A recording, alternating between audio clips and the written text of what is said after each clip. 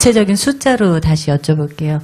20대 때 이렇게 눈을 감으셔야지 회상이 되실 만큼의 시간 여행처럼 이렇게 20대 때 내 인생의 어느 한 장면 같은, 예를 들면 뼈 아픈, 만약 그때로 다시 돌아간다면 그 선택을 하지 않았을 거야 라든가, 만약 그때 내게 조금만 더 이런 그런 식의 후회가 동반되는 20대의 어느 한 장면이 있으실까요?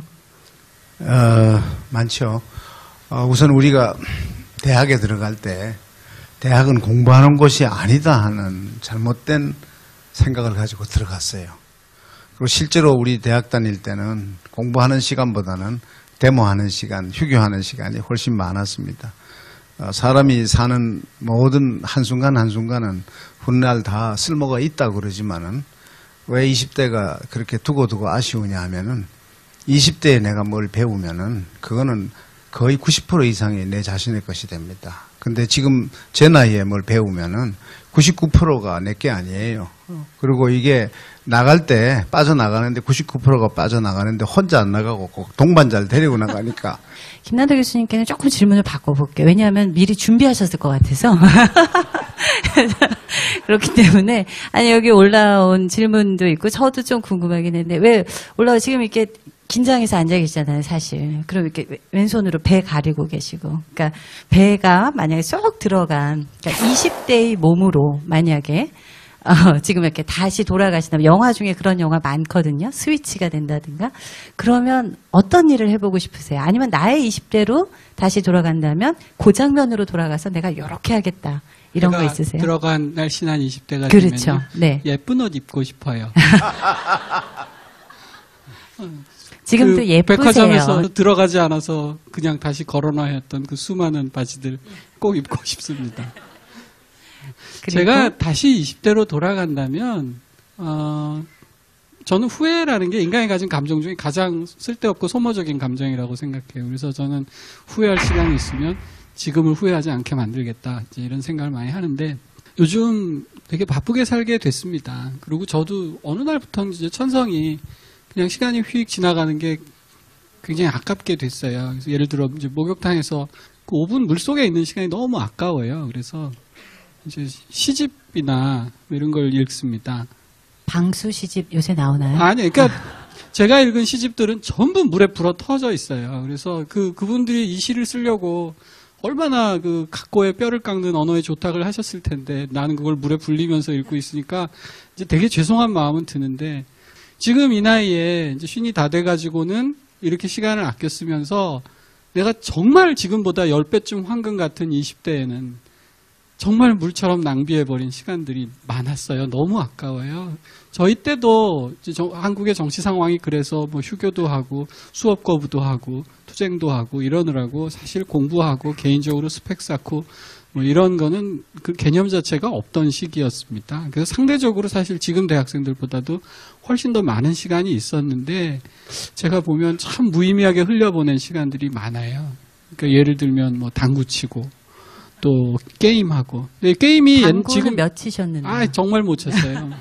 잘 치지도 못하면서 친구들 다 당구장에 있으니까 당구장에 가서 앉아 있고, 또 게임도 요즘 하는 게임들은 굉장히 막 복잡하고 대작이고 재미있고 그런데, 저희 땐 기껏해야 테트리스나 뭐 벽돌 깨기, 기계랑 나랑 둘이 하는 건데도 그런데 앉아가지고 1시간, 2시간씩 써버린 시간들을 지금 생각하면 정말 아깝습니다. 뭐 큰 도둑을 맞아서 내 전 재산을 뺏긴 것처럼 아까워요.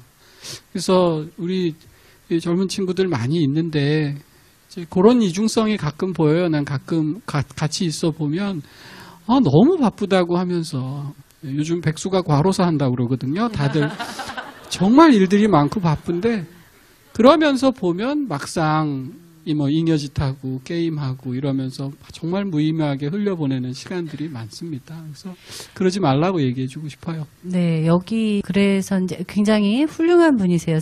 어떤 멘토의 말씀을 듣고 새벽을 여는 자가 성공한다고 해서 새벽 4시 반에 일어나서 6시에 출근해서 업무를 시작을 하고 계신데요. 근데 성공하셨다고 하는 두 분의 하루 일과 스케줄은 어떠신지? 예, 저부터 하면, 저는 이 책을 쓸 때의 모드와 책을 쓰지 않을 때의 모드가 조금 다릅니다. 이 책을 두 종류 책을 쓰는데요. 아프니까 청춘이다나 천번 흔들려야 어른이 된다처럼 에세이를 쓸 때가 있고요. 트렌드 코리아나 트렌드 차이나나 럭셔리 코리아나 이렇게 제 전공 쪽 책을 쓸 때가 있는데 에세이는 새벽에 쓰고 전공은 낮에 씁니다. 그 특별한 이유가 있으신가요? 새벽 에세이가 훨씬 더 많은 집중을 요구하고요. 에세이는 1000번 흔들려야 그치? 정말 1000번 넘게 고쳤어요. 조사 하나 가지고 뭐 김훈 선생님이 조사 없는 나라에서 살고 싶다 이런 말씀하셨다는데 저 정말 그 심정을 느끼면서 왜 그러면서 작가가 아니라고 그렇게 우기세요? 저는 1000번 쓴 적은 없습니다. 저는 네. 수준이 형편없으니까 진짜 작가들이 들으면 얼마나 기분 나쁘시겠어요. 아니요. 근데 그렇게 언어에 대해서 작가에 대한 열망이 있으셨던 건 맞으신 거죠? 그렇죠. 이제 재능이 없으니까 많이 고치는 걸로 그 없는 재능을, 이건 겸손해서 드린 말씀이 아니고요. 정말로. 그 없는 재능을 제가 좀 커버해 보려고 하는 거예요. 이제 일과 얘기를 하고 있었으니까. 그래서 이제 에세이를 쓰고 있는 기간에는 보통 5시쯤 일어납니다. 그래서 씻지도 않고 일단 노트북에 달려가서. 작가 아니십니다. 네. 예. 작가는 5시에 못 일어납니다. 네. 그러려면 저녁에 일찍 자야 되거든요. 그래서 책 쓰는 기간에는 친구랑 약속도 잘 안 하고 술도 많이 안 먹고 저 술 무지 좋아하거든요, 개인적으로. 근데 9시 열심히 자요. 아, 그러세요? 네, 책 쓸 때는. 이제 책 안 쓰고 요즘은 이제 트렌드 코리아 며칠 네. 전에 나왔고 지금은 오히려 이제 홍보하고 네. 그냥 책 안 쓰는 기간에는 늦잠 잤죠. 한 7시, 네. 8시. 자, 빨리 절망하세요. 늦잠 자죠, 7시에서. 회장님은 굉장하실 것 같긴 해요. 아니요. 저는 사실 컨베이어 벨트에 올라가 있는 사람하고 마찬가지입니다. 이미 KT가 그룹사로 커져가지고 사실은 계열사만 해도 50개가 넘거든요. 그러니까 제 시간은 제 시간이 아니에요. 근데 이제 제가 명심하는 거는 아까 저 아직도 청춘이라고 그랬지만 육체에 어떡하겠어요. 나이가 들었는데 내일 모레 70인데. 그러니까 자기의 그 페이스를 유지하려고 굉장히 애를 씁니다. 제가 미국에서 공부할 때인데 가족은 서울에 있고 혼자서 밥을 해 먹는데 이게 시간이 너무 걸려요. 시작해서 철거지까지 하면 3시간까지 걸리는데 그 공부하다 보면은 정말 10분이 아쉽습니다. 그런데 내가 뭐라고 결심을 했냐면 이거는 장기전이다. 어차피 먹자. 제대로 먹자. 이렇게 해서 했더니 나중에는 한 40분 만에 이제 끝을 낼 수 있었는데 페이스를 유지하는 거 있잖아요. 그래도 거의 뭐 매일 아침 6시 정도만 일어나고 그 다음에 출근하고 어떨 때는 7시 반, 7시 뭐 이렇게 하고 만약에 9시에 일정이 시작하는 날이면 그날은 저는 아주 편합니다. 아주 편하고 그 건강을 유지하는 전제하에서 부지런합니다.